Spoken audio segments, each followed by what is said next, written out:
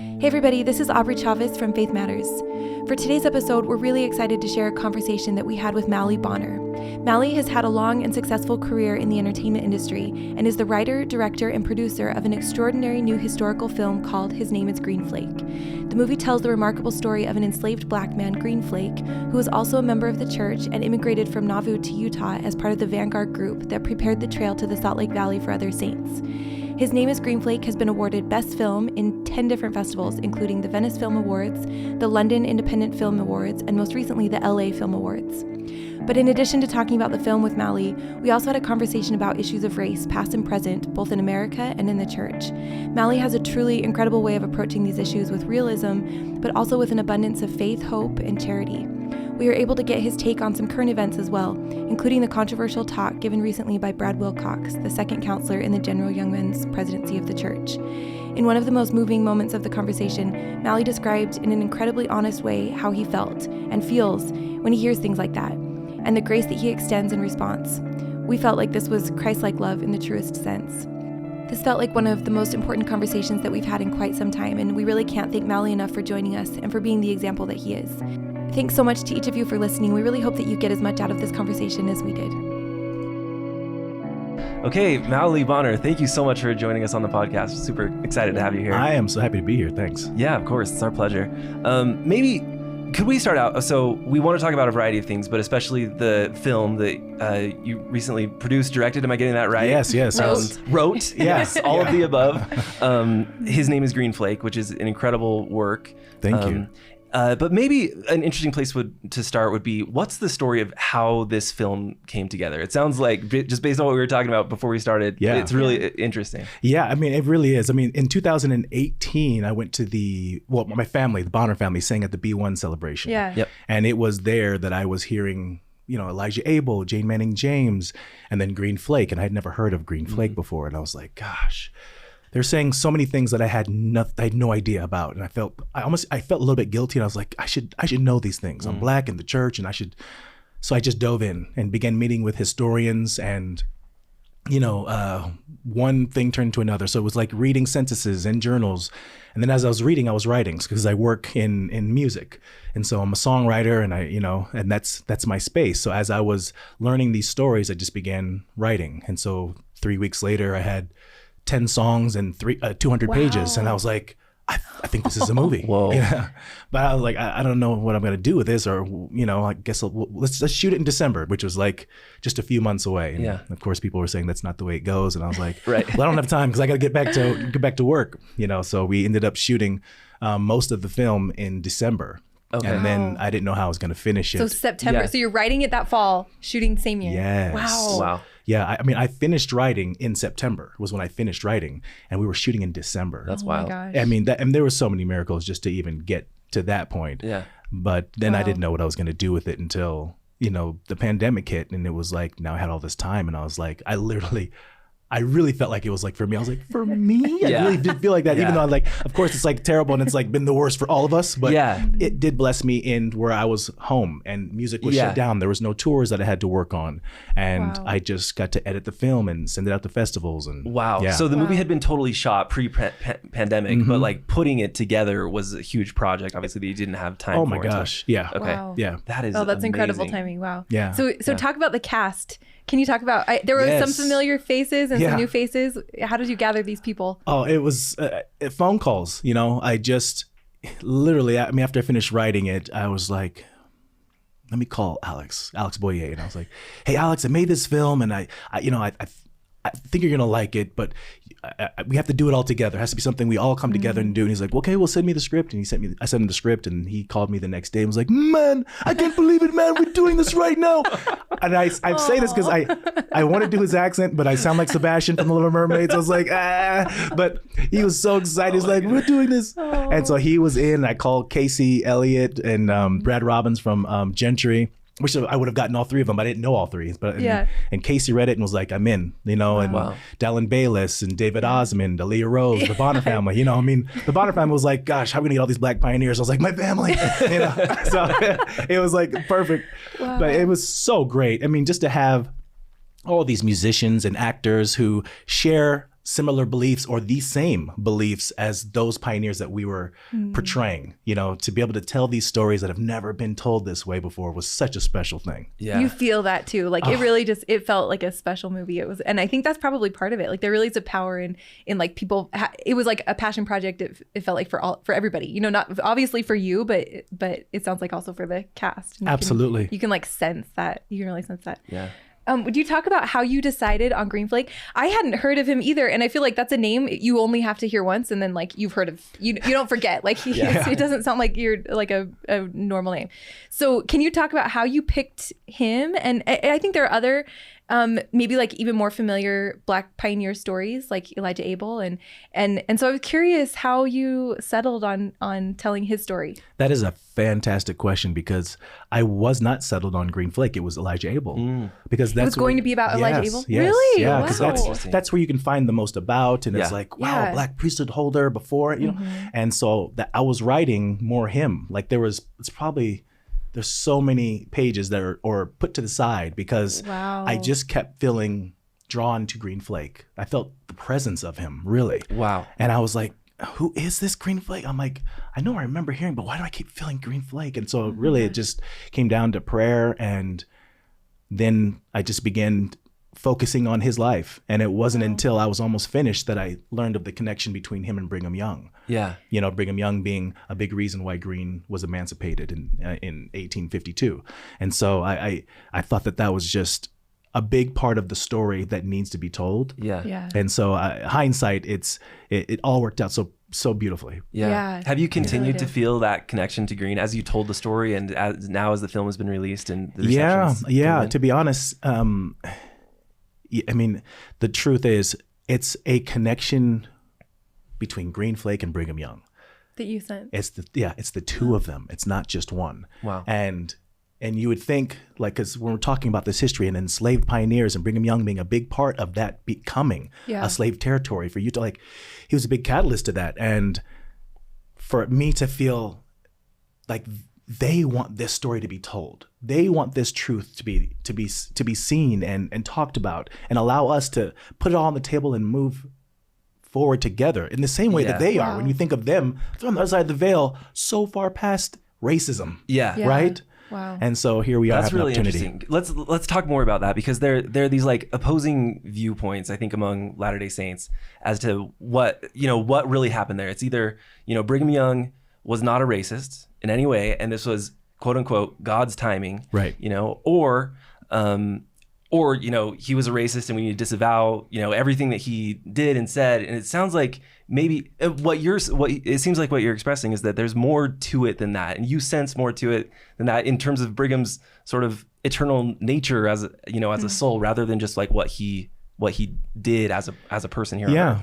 Yeah. I mean, thankfully, in the scriptures, we don't kind of discount anyone based on, what their path was and what they accomplished and what they didn't accomplish, and I do look at the scriptures today and think, gosh, man, Peter, how could he deny Christ? He walked with him. Right. In front of his mother, you're going to deny Christ? Like, I just couldn't believe he did that. But we don't even think for a second that we're going to just throw Christianity out the window, and Peter's out, and Judas, really you're gone. And, and it doesn't take away from what they did. They did those things. Terrible. Like, and that's their own thing that they're going to work on. And here we now have Brigham Young, and we have to tell all the things, because yes, the things that you read, he said. I can't believe he said those things. It doesn't change the fact that he was a prophet of God. It doesn't change his path that the Lord gave him. And so I'm not walking away from my faith any more than I'm walking away from Christianity as a whole, based on men, Yeah. Oh my gosh, that is such an awesome perspective. Yeah, it's like I mean, we talk about a continuing restoration, but it is more comfortable to draw a line when scripture ends and expect, infallibility from our modern day prophets and leaders. So I love that they have their own story too. Yeah. And that doesn't necessarily have to be an obstacle for our own connection to God. Totally. And to that point, we don't have to try to defend the things that were done and said that were wrong. Yeah. Like we don't change the story of how Christ's story and how it ended. So tragic. Yeah. But we tell it all. Right. So let's just continue in that Christianity of being telling the full story of everything and learning from all the mistakes and successes. What a good point. Yeah. We don't sanitize Peter's story. Like we don't talk about that that day. Yeah, right. That's interesting. Can I ask you, let me ask you sort of a hard question. In the past couple of years, especially I think there's been increased focus on the reality of racism in America. There's been call for sort of increased scrutiny on historical figures, Brigham Young in particular, and there's even been rumblings of like, well, BYU needs to be renamed and that kind of thing. Like, how do you think about those type of controversies? I mean, gosh, it's so difficult. It's so difficult.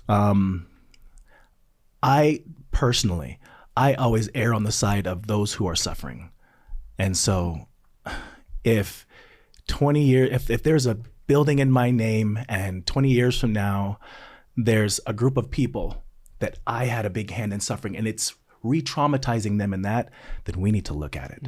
Wow. You know, my name on the building is not more important than the trauma that's causing. So I don't have a clean answer of off and on and this one's out and this one's in, but to not even look at it, people are suffering and we can't talk around it. You know, we have to be able to say, okay, well, what adjustments can we make? And that doesn't change who Brigham Young was. But it does change something if we're having people of enslaved ancestry going into buildings that are named after enslavers, you know? And so we can't ignore the pain that can cause. And so there just has to be more discussion on what those things are. Yeah. Oh my gosh, that's so good. I love the way you put that. Maybe just to follow up on that too, like what are ways that we can have productive discussions? Because two strategies are to like yell at each other, or just completely avoid it, right? And that seems to be the two predominant strategies that we seem to be taking in America, on these types of discussions. So what suggestions do you have for, and for white people in particular that don't really know how to get involved in a discussion? Like, what are practical steps to be productive and helpful, you know, and engage in a I'm not sure what the word is, but just in a healthy way with this. Yeah, I mean, I honestly think what we do lack is having groups of people of different faiths and nationalities coming together and saying, okay, let's have a week's worth of discussions. Let's talk today, let's talk tomorrow, and the next day, and find out more. And let me learn more about what the other side of the discussion feels and why. Why is it so painful to someone to even talk about removing a name from a building? Well, what is that doing? What is so I need to understand that so that I'm just not looking at, well, I'm black and they did this to black people, so take it off. There's more to that. So I want to understand that. And then the same thing, the other side needs to understand, so what is the pain there and why is there a connection? If we can just get to the root of where the pain's coming from, and then we can say, okay, well then how can we celebrate this great man who did great things? Do we then tell more of the story as we talk about this great man, or how do we celebrate this or change that? But we have to be able to talk about all sides of the coin, not just one. I love that. Our friend Richard Osler has a podcast that's titled Listen, Learn, and Love. And that's really resonating as you say that, because like the first step is to listen, right? Like there's something you don't understand. And as you're listening, actually learn and absorb it, and then respond with love. You know, it seems like those are three steps that we could always use, in no matter how difficult a conversation might be. And it feels like this step that usually gets skipped when, like, I think it has kind of become this cultural norm to immediately have an opinion.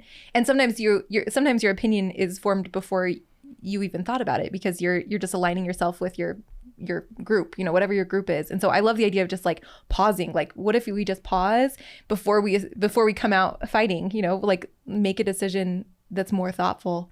And I think that's hard. Like that is uncomfortable, because a lot of times even just the pause is going against the norm. Like even the fact that you'll hold space for another side is uncomfortable, but it feels like probably the first really important step.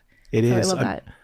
I'm going to be really honest about this. And this was a couple of years ago, I was talking with someone on Facebook about the Smoot building or something. And I'm from Los Angeles, so I don't know a whole lot about the buildings and the relevant, all of that, right? And she was saying, well, I think it's Abe Smoot. Smoot, You know, he's one of the best men we've ever known. And then me being black, coming from enslaved ancestry, my great-grandfather was enslaved. I'm like, the best man you've ever known, enslaved other people? Like, that's as good as it gets. But that's not what she's thinking. So I'm judging now her off of the best is someone who enslaved. That's not what she's saying. But if that's the end of the conversation, then the walls are up.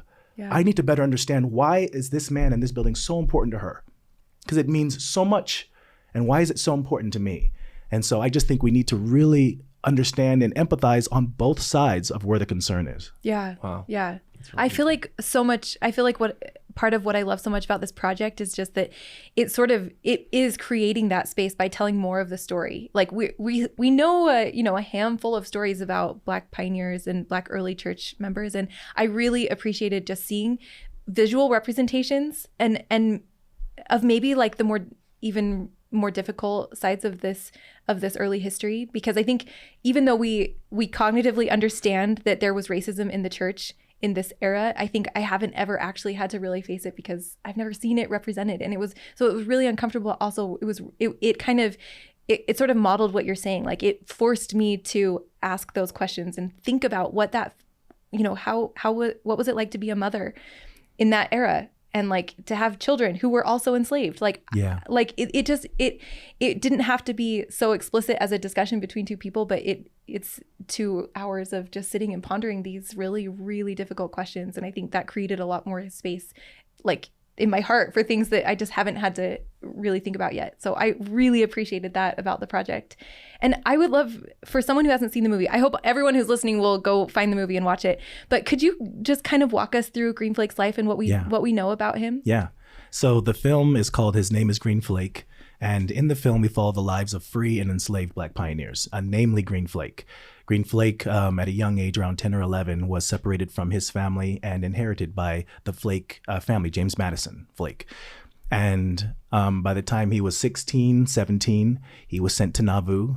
And after Joseph Smith passed away, it was right around that same injunction, around 1844. And right after that, we know the Pioneer Trek in 1847, and Green Flake, along with a number of others enslaved pioneers, were sent to be a part of the Vanguard group. And so I think we've heard of like that Vanguard company or that advanced group, and Green Flake drove the first wagon in that group. Wow. And so he was 19, a 19-year-old young man that was also enslaved that was a part of that group. So when Brigham Young became ill at winter quarters, that group went on through Immigration Canyon a couple of days before Brigham Young. And we do know that in 1852 to 1862, Utah became a slave territory. And that's a bombshell in itself for a lot of people. Like, wait, what? And so as Green Flake now, this young enslaved man is about to now endure enslavement in Utah.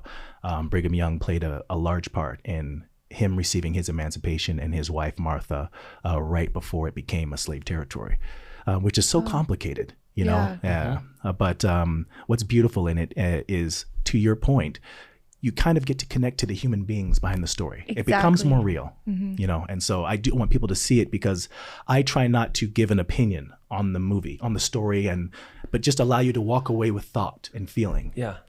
Was it helpful to have, I know that there's kind of limited information about the details of his life, or or at least maybe the more like emotional aspects of his life. Did you feel like that was actually useful while you were creating this movie? Like, was it helpful to have less rigid of a structure that you had to stick to, and you could really like take artistic liberties and create a character that maybe if you'd had more information to go off of, I wonder if that actually would have been limiting in some ways? I think so. But the information we have on him is so little. It could be like, I made a scene from a letter that one member of the church wrote to Brigham Young, and it was about, he needs to be signed over to me because I know how to make a slave, and he needs to be that. That's the scene. Wow. And so off of that letter, knowing that there were people in that same space that Green Flake was in that weren't happy about how he was living his life, where he was walking around, doing things, building, living, like, this is not the way it's supposed to go to some people. Yeah. And so I have to then draw a relationship between those two from that, so that it wasn't difficult, just because I come from enslaved ancestry and I know a lot of stories, so I understand the life of someone who's enslaved a little bit, but it did give me a little more leeway to elaborate on his character. Yeah. There's a really powerful scene right at the beginning of the movie where Green is separated from his mother and his family. And later on, when Green is talking about, again in the film, when he's talking about joining the church, he sort of invokes this doctrine of eternal families, that I'm going to get to see my family again. And that's, the sort of forms the foundation of his testimony and his faith in the Latter-day Saint, in the church. Yeah. And I thought that was really interesting because typically, obviously when we think about eternal families, it's like the separation that we think about is through death, right? But there's something much more going on here, obviously. And I wonder if, either for Black saints, either current or historical, if that doctrine of like families being restored has a special resonance because of this history. I definitely think it did for those freed and enslaved Black pioneers in the early 1800s and the early 1900s. I don't know how much today. Like today, the focus has to be so much on healing what happened throughout the whole 1900s, and that we can't even get to what it's all about. And so we have to put it all on the table to kind of start to clean it up so we can get back to the root of it. But to your point, I literally would pray and say, Lord, why am I telling this story? Why is it important to Green? And I'd be like, Green, what do you want? Like, why didn't you run? Why did you stay? Like, what is the thing? And that's what came to my heart and my spirit was the reunification of family. All I've known in Green's mind, I'm thinking, all I've known is be torn away from family. That's all I've seen. Yeah.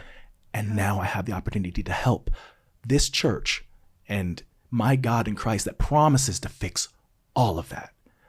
What better way to do the impossible? It's so powerful. Yeah, I really, really appreciated that scene. And that was another one of those details that I think I hadn't really faced. Like that was such a specific kind of pain that I don't think I'll ever understand, but it was a really challenging and powerful experience to watch it, to see it visually. And I want to talk about the music too, because that was another element that was really, really powerful.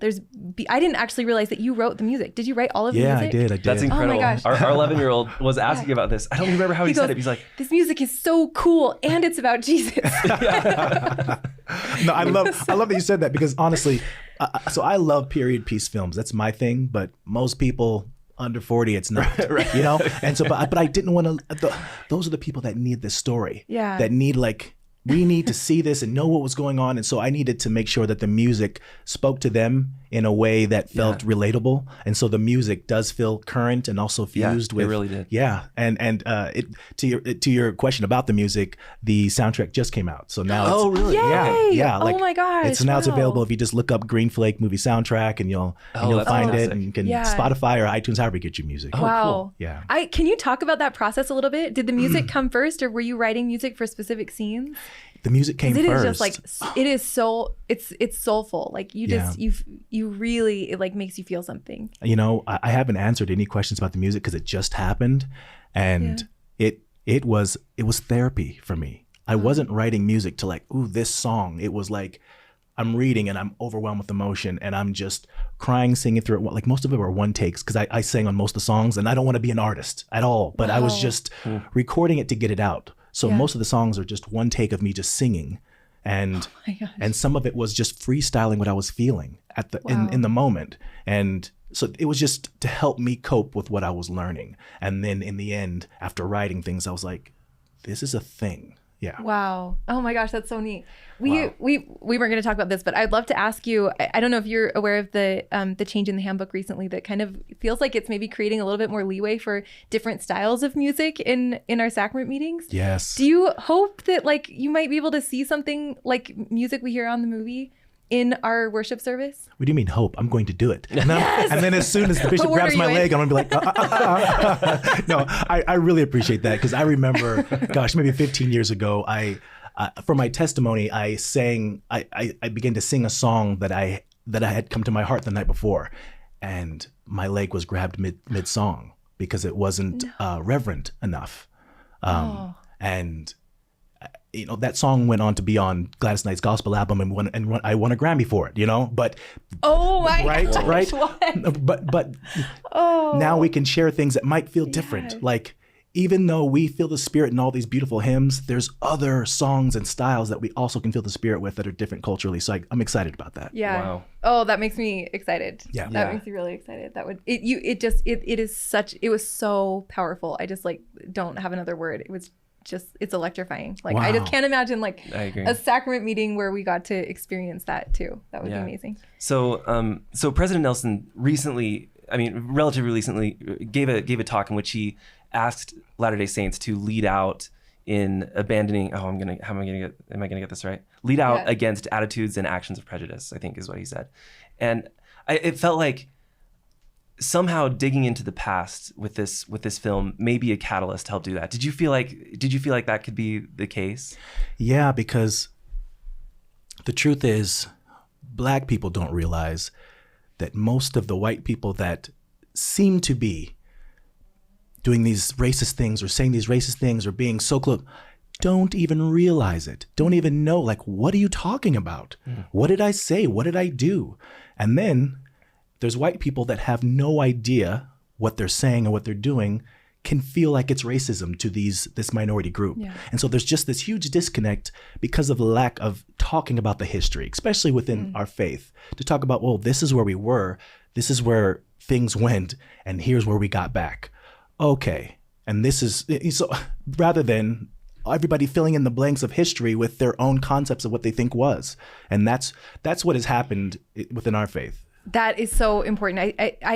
I think that's such a good point. One of the benefits of talking about history is that there are fewer blanks to fill in, because that is almost always problematic. So I think that's a really good response to someone who says, let's just be positive and move forward. And, we're in a better place. We don't need to talk about what was messy before. We do need to talk about it, because it's still there.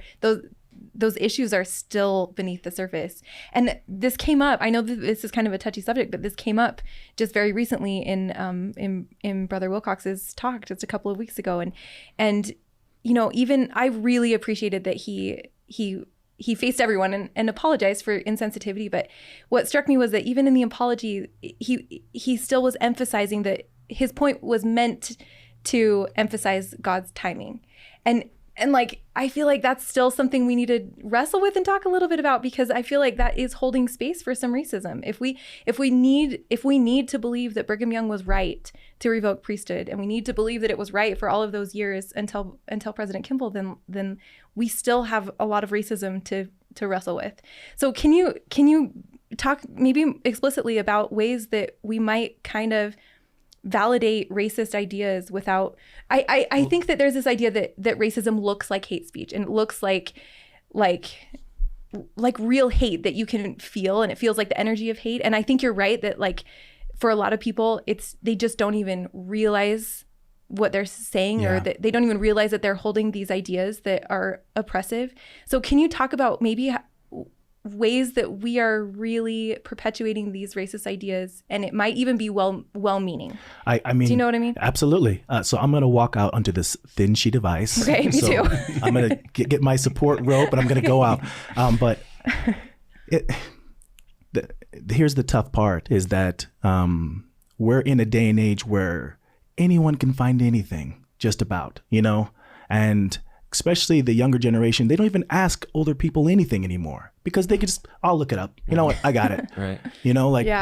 We don't. And the thing with that is that if we're not telling the story, the truth of it all from the top down, meaning from the government of America talking about the history of enslavement in America, and the church leadership talking about the history of enslavement or prejudice or racism, then it feels like we're going to be making excuses to try to protect what doesn't need protection. And back then, racism was so clear and so blatant and so obvious. And if we can't identify racism back then, when it's so blatant, then to your point of it's so nuanced and hard to even tell what is and what isn't today, we're lost. Wow. And it doesn't, this is what I mean, and this is me stepping onto the really thin sheet. I think that the church needs to know that we, as disciples of Jesus Christ, can handle it all. We can handle it. It's okay for us to be able to see and say, oh, this is why. We don't know why, Brigham Young said why. He said why in front of everyone, and it's documented and people can read it. So saying we don't know why does not help these young people who are like, but I know why. I'm looking at it right now. Yeah. So we need to say, that's what he said, and that is wrong. Yeah. And then we can say all together, yeah, nobody's gonna be like, no. Yeah. We all know that was wrong to say that, the terrible things he said. And so if we can just acknowledge racism back then we can get to today. Yeah. And for Wilcox, goodness, this just opened the door to something we weren't ready for, and I am grateful that it's him because he's a great man, that I'm happy that it's someone that I think can carry this moment.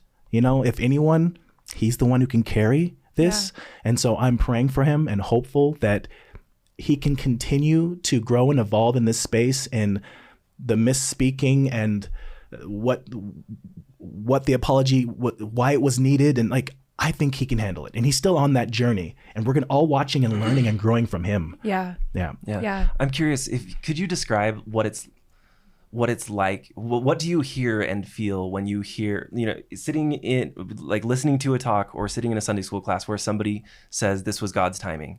What do you hear and what do you feel? Oh gosh.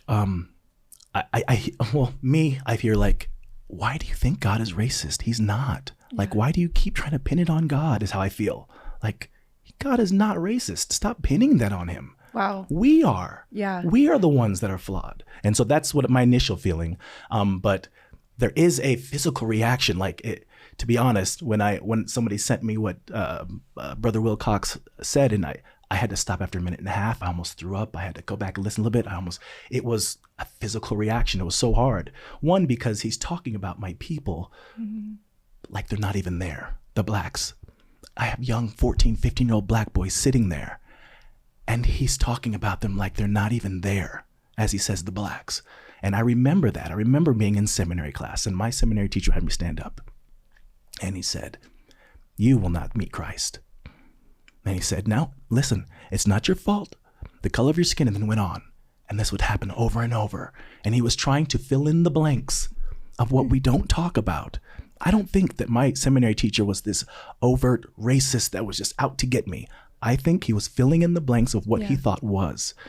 And the reason why it's so damaging what Brother Wilcox did is because it brings back some of this trauma, and it kind of solidifies what was taught. And so I don't want him to have to carry all that. That's so much for one man to carry. And I'm sorry for that for him. Yeah. But the pain is real because the damage has real life implications on how we as Black people, our experiences in the church. Yeah. Thank you so much for sharing that. Yeah. I don't think I've ever actually heard that articulated, and I really appreciate that. We can chew on that and think about it. I do too. Thank you. There, a couple of weeks ago, we talked to Terrell Gibbons, and he was talking about the Old Testament, and he said he started his class by writing this quote on the board that said, "I wish for Christianity unity in essentials, freedom in non-essentials, and charity in all things," or something very close to that. Mm-hmm. And we've been talking this week that this is an essential thing. We need to talk about our church and our church's issues with racism because it's an essential thing. We've got to at least be able to unite around this idea that this is not a God's timing issue. God is not a racist. Or maybe there it is. There's our essential thing.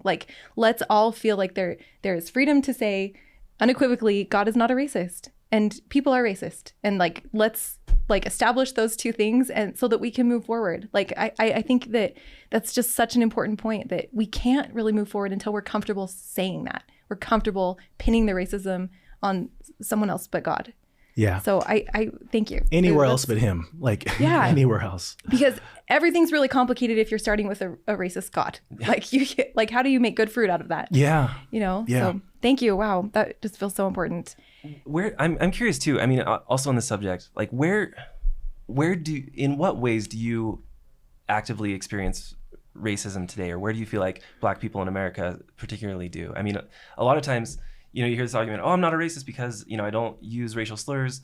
I don't actively support discriminatory policies." So, what is the 2022 version of racism that's still pervasive? Obviously that exists still, but I'm sorry. How else does it look? No, absolutely. No, I understand. I totally understand what you're saying. I don't want to speak for all Black people, but it's in different ways. You know, for me, I mean, one year I was pulled over and taken out of my car 13 times in 1 year.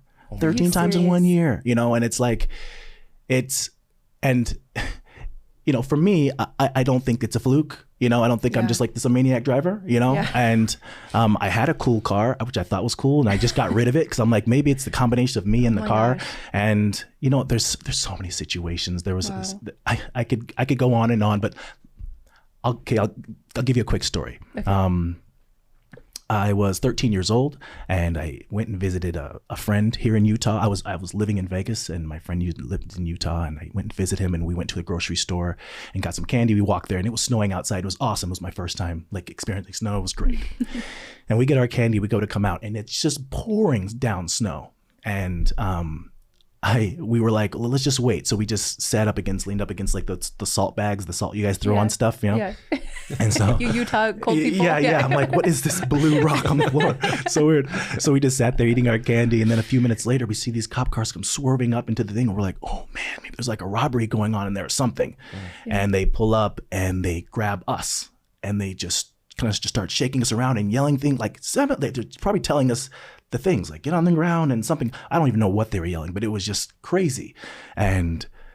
And then some people come out the store, and a lady's there, and he says, "Is this them, ma'am?" And she says, "Yep, that's them." And he said, "Where's the salt bags?" And she says, "I don't know. I didn't see I don't know." He's like, "Well, you saw, they were putting salt bags on the truck, right?" "Yeah." "Well, where?" "Well, I didn't see him do it, but it looked like they were gonna." Is what she said. It looks like they were gonna, and I remember that so clearly. And he's like, so they didn't. No, I guess, maybe not. And so then, of course, he took us out and, you know, stay off the salt bags, and that was kind of the end of it. But my point is, what we see in media and the stories that are told and the portrayal, it not only affects white people, it affects me too. Yeah. I'm Black. And why am I having a reaction? My 4 brothers can walk down the street and we're just laughing, but I'm having a reaction to 4 Black men walking down because of what's been given to me as a Black man. It's not affecting just white people. It's affecting human beings. And so I want to tell these stories so we can see the human beings behind it, that the stereotypes that are put out are stereotypes, and we can't accept them as truth. I don't think that she's this overt racist that has these Black boys stealing from her garden. I think that she believes what's been given to her. Mm-hmm. And so because of that, there are lived experiences that I have on a regular basis that affects my freedom, you know. Yeah. Wow. Yeah. And just another reason to like just dig into what we've been given. Yeah. Like, let's dissect that and like look through it instead of just moving forward. You know, like we have something broken that needs to be healed, you know? I feel like, and sorry, I'm just really appreciative of what you're saying. I want to dive in on one other question that I have. And that's like, sometimes it feels like to be an anti-racist, the first step is to insist that you are not racist.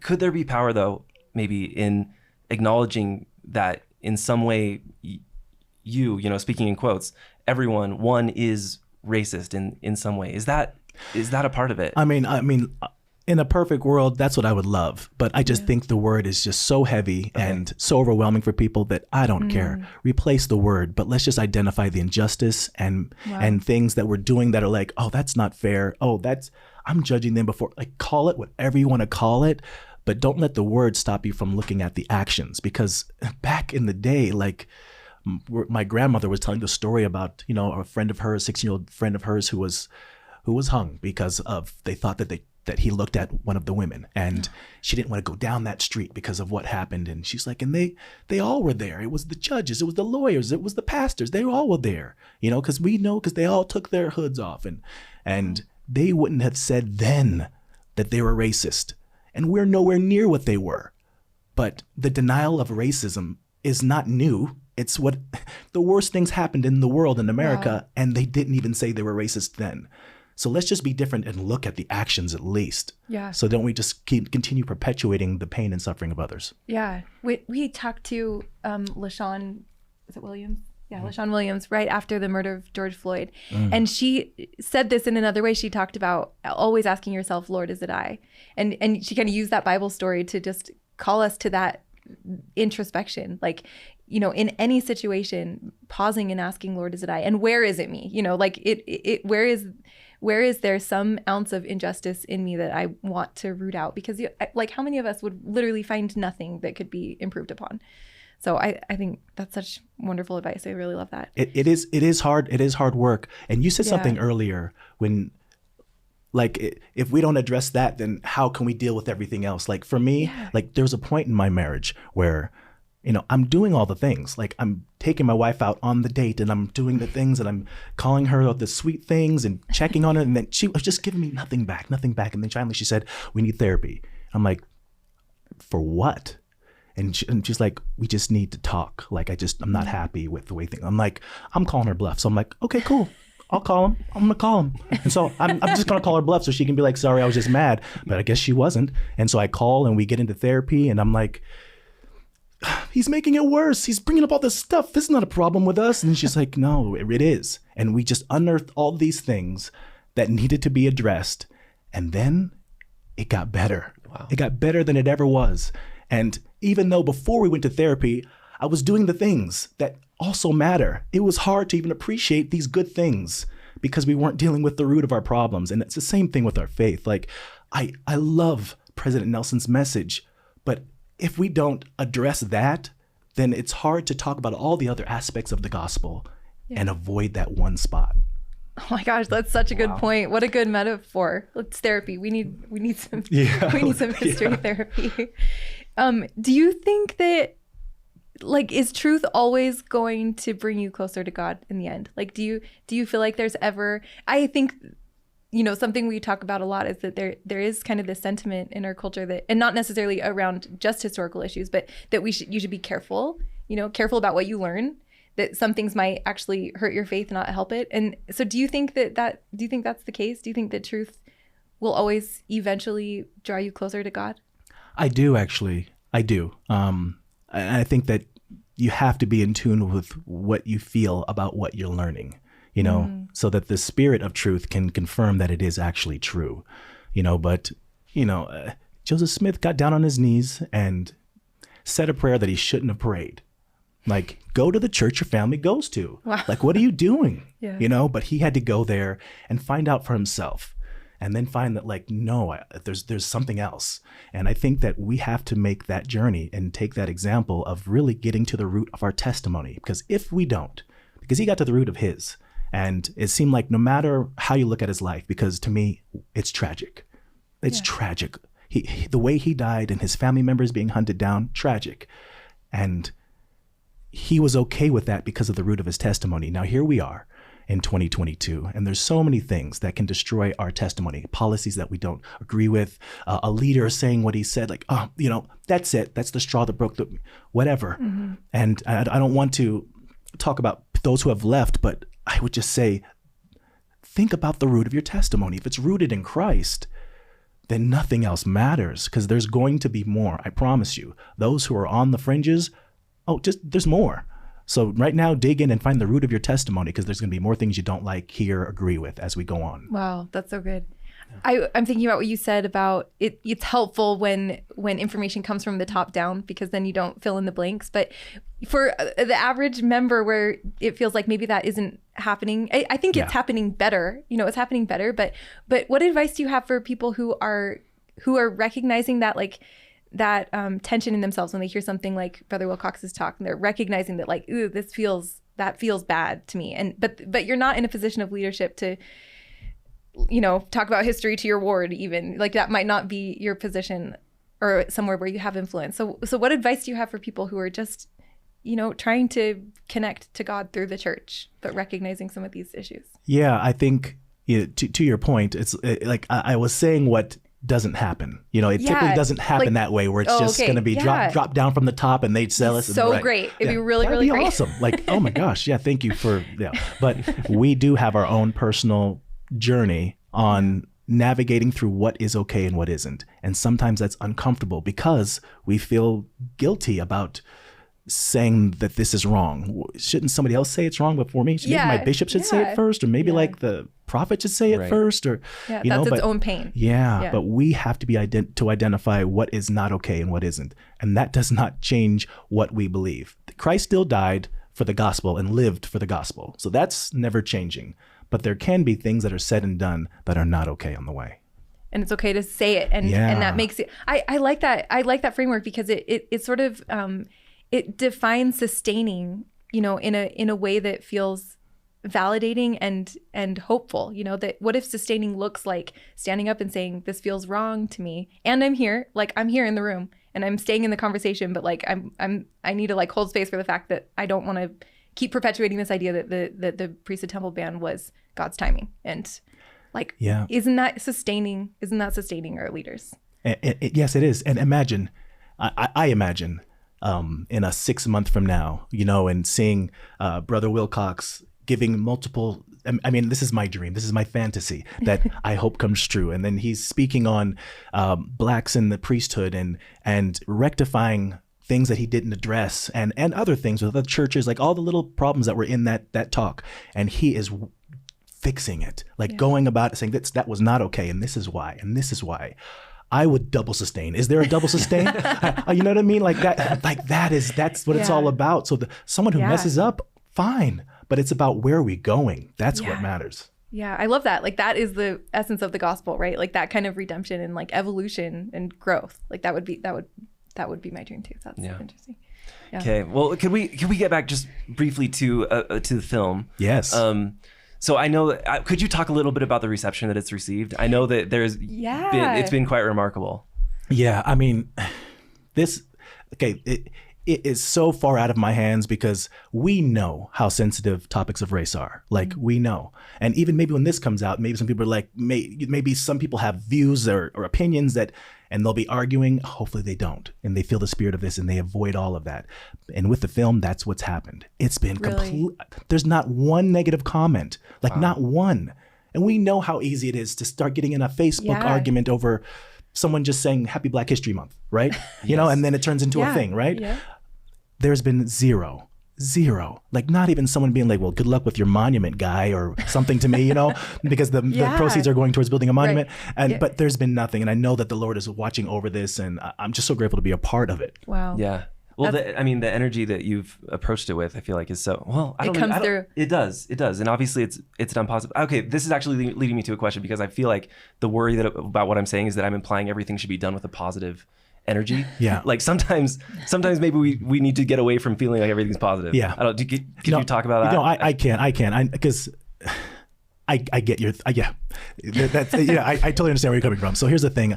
Maybe the word is hope. Yeah. There just has to be hope because I believe in Jesus Christ and I believe in my God, and He's a God of hope, and I know that things will get better. I know that things can be great, and I just believe in the best of us. We're all the things. I am so amazing, and I'm terrible. I'm all the things in between, really. And I just know that if we can just be hopeful that the best of us can come out in the hardest times, that the Lord will sustain that, and He will bless us with that gift. And so to your point, we can talk about these things and keep hope that it can be better. Yeah. Wow, I love that. And I'm so excited about the monument. Do you want to talk about that? Oh, is that on track for this summer still? It is. Okay. It is. Like, what's crazy is just, I think it was a few days ago, like almost a week ago to the date, was when I realized this has to go towards a monument, because my plan, I didn't have a plan. I just knew I needed to make the film, and it had to get out there, especially for the youth. I'm in the bishopric, and I get youth in LA that come to me and like side questions, and I'm like, gosh, man, these poor kids. So I knew that this story was going to help strengthen their testimony the same way it did mine. After I made the film and threw it into film festivals, because I guess that's what you're supposed to do, and it won best film in LA and best film in London and Istanbul and Rome. And I'm like, incredible. Yeah, it was incredible. And I was like, I'm going to be rich. I just knew it. I was like, thank you, Lord. You didn't forget me. I knew it. That's what this is about. And so I was like calling the cast and crew to do like a photo near the monuments in Utah, because I'm not from here. I'm like, let's just go to the Salt Lake monuments with Green Flake and Oscar. And I just thought that there were. And that's when I realized there weren't. that over time their stories had been left or lost. Yeah. Not changed, just lost in history. Because at one point, Green Flake was speaking at Pioneer Day alongside leaders of the church, so they knew who he was and they celebrated him all the way to the end. But we lost that somewhere along the way. And so I realized that this film and the proceeds for the film were going to go towards a monument, and the Lord will take care of me later. Wow. Wow. Yeah. Wow. That really is so remarkable. So is there a location? Yes, already? this is. I didn't even answer your question. Yeah, this is so tell me about the monument. This is the Place Heritage Park, and it's going to be on July 22nd. So the 175th anniversary of when Green Flake, Oscar Smith, Hark Wales came through with that Vanguard group through Immigration Canyon. So, and will it be the three of them? Yes, it'll be the three of them along with Jane Manning James as well. Okay. Oh, wow. And so you're saying there's an event taking place that day? Yeah, that's the dedication on July 22nd. That's a Friday. So it's like there's going to be a lot of celebrations because of Pioneer Weekend, Pioneer Day weekend. Okay. Yeah. But yeah. And where can people go to sort of keep up on the news and get that on their calendars and that kind of thing? So we'll be updating all that at greenflakemovie.com. So that's where people can learn more in general, because I'm sure there's some people that are like, okay, this is a lot. And they're like, Green Flake, what and who? So if you go to greenflakemovie.com, you can find more about the stories of these pioneers. You can find out about the film and where to get it. And we're going to keep updating folks on the monument. Okay. It's so exciting. It'll be so exciting to have like something tangible, like a tangible place to go and remember these people. So thank you. I'm so excited. I mean, it's like two totally separate projects now. Like the movie exists, and that's something we can all gather around, and then we'll have this monument there too. It's Picnic really at the monument. I can't wait. Yeah. Thank you. Thank you so much, Mauli, for your work on this, for your incredibly lucid, compassionate, realistic comments on race and racism. It's just, this has been a really important conversation for me, and I think for everyone. Thank you so much. Thanks for having me and asking the tough questions. You didn't avoid anything. Thanks for walking on the thin ice. We made it back to the land. All right, thanks, Mauli. Yeah. All right, thanks so much for listening. We really hope that you enjoyed this conversation with Mauli Bonner. And as always, if Faith Matters content is resonating with you and you get the chance, we would love for you to leave us a review on Apple Podcasts or whatever platform you listen on. We read all of the reviews, and it really helps us to get the word out about Faith Matters, and we appreciate the support. Thanks again for listening, and remember, you can check out more at faithmatters.org.